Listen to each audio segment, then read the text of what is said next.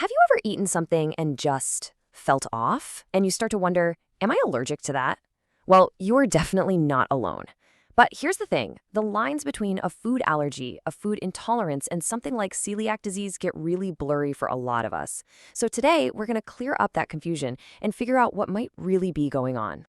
Okay, let's start with a pretty big number. About 20% of people, yep, that's 1 in every 5, report having some kind of adverse reaction to food. That's a huge chunk of the population, which is why you hear about this stuff all the time, right? From family dinners to your social media feed, it's everywhere.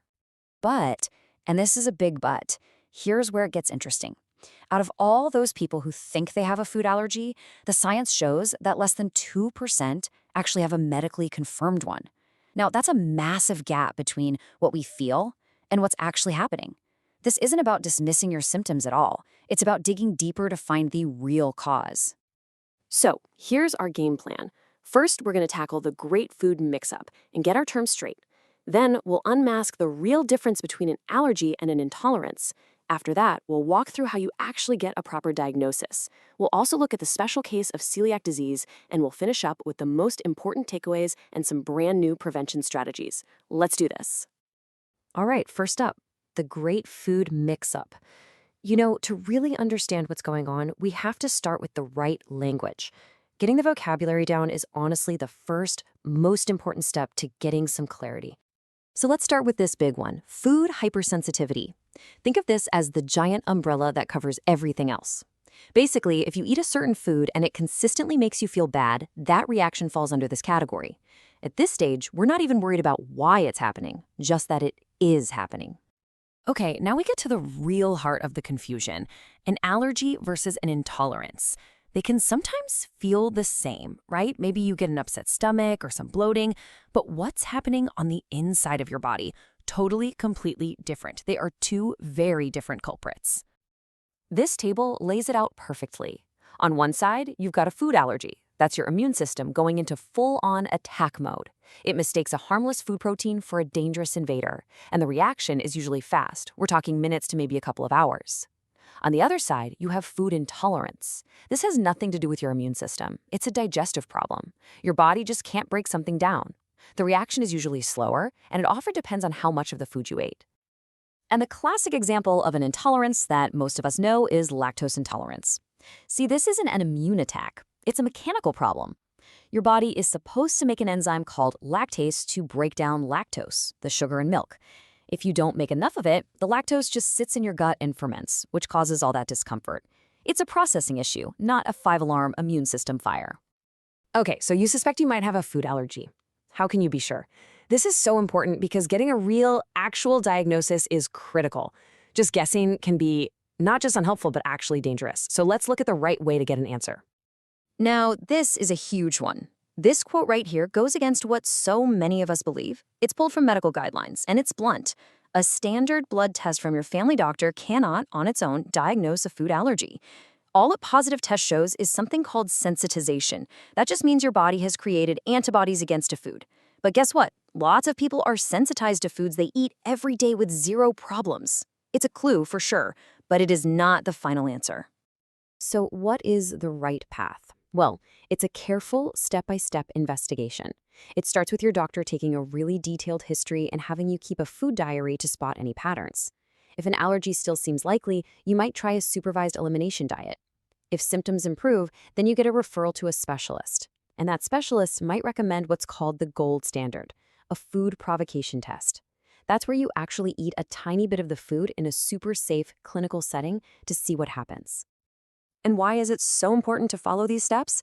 Because just deciding to cut out foods on your own can backfire big time. Here's something wild. If you stop eating a food you're not actually allergic to, your body can lose its tolerance for it. You could actually create a problem. Not to mention, you risk nutritional deficiencies, social stress, and maybe worst of all, you could be delaying the diagnosis for what's really making you sick. All right, let's talk about another big source of confusion, celiac disease. And let's be super clear right from the start. Celiac disease is not a gluten allergy. It is not a gluten intolerance. It is something else entirely, an autoimmune disease. So what does autoimmune even mean in this case? Well, think of it like this. In a food allergy, your immune system is like a bodyguard mistakenly attacking a harmless guest, the food protein. With celiac disease, when gluten shows up, the bodyguard starts attacking the house itself. Your immune system literally damages the lining of your own small intestine. It's a case of friendly fire, where your body's defenses are turned inward. Getting diagnosed with celiac has its own specific pathway, and it starts with a really surprising and crucial first step. You have to keep eating gluten.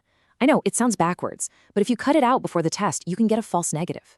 The screening starts with a very specific blood test, and then it's off to a specialist, a gastroenterologist, to confirm it. And you really need to know that celiac is so much more than a stomach ache. Sure, it can cause all the classic digestive issues, but it can also show up in ways that seem totally unrelated to your gut. We're talking about things like anemia, bone-deep fatigue, osteoporosis, skin rashes. This is why it so often gets missed or misdiagnosed for years. Okay, let's bring it all home. We have covered a ton of ground, so let's boil it all down to the absolute must-know points and talk about a really exciting new development in allergy prevention. This right here is a total game changer. For decades, the advice for parents was to delay giving allergenic foods to babies. Well, turns out we had it completely backward. The latest research is crystal clear. Introducing foods like peanut and egg early, somewhere between 4 and 8 months of age, can actually help prevent food allergies from ever developing. It is a massive shift in thinking. So if you take away nothing else, please remember these 5 things. 1. Most food problems people self-diagnose are not true allergies. 2. A real diagnosis is a journey with a specialist. A simple blood test is just not enough. 3. Celiac disease is in its own category. It's an autoimmune condition. 4. Please don't cut out entire food groups without a doctor's guidance. It can do more harm than good. And 5. For babies, we now know that early and often is the way to go for introducing allergens. And that brings us to the final question, one that's really worth asking yourself. Are the choices you make about food every day based on a real, solid diagnosis, or is it more of a guess? We've seen how much confusion is out there, so instead of living with the uncertainty, maybe it's time to seek out the facts. This is about more than just getting a label. It's about building your health on a foundation of truth, not guesswork.